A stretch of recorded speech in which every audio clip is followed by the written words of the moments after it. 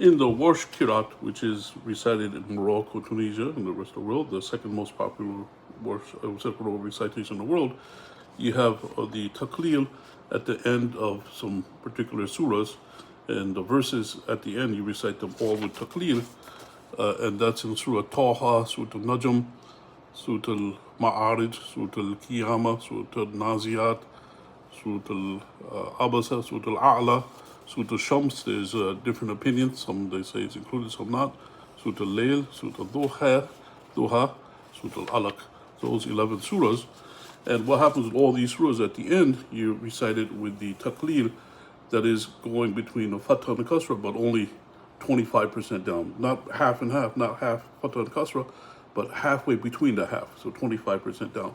Like for example, Surah Al-Duha, say, وَالضُّحَى وَاللَّيْلِ إِذَا سَجَى مَا وَدَّعَكَ رَبُّكَ وَمَا قَلَى. So all the verses, you have the taqleel at the end. You have the leaning, the going towards the kasra on the fathas on the end. And like for example over here, al-akhirati wal-lule, you say, inna fi dhalika la-ibrata liman yakhsha, antum ashaddu khalqin am as-samaa baniha. That's how you say that. Rafa'a samkaha fasawwaha. That's how you say that.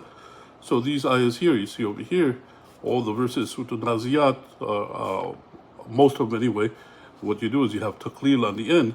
Normally speaking, you have two ways to recite it, ula or ule, but because of these special surahs, you can only do it with the taqleel. You can't do it with the fatah and yakhsha, you can say, ule, yakhsha. However, in this one here, you say baneha, you could do it both ways, banaha or baneha, you could do it, and for soweha, sowaha or soweha.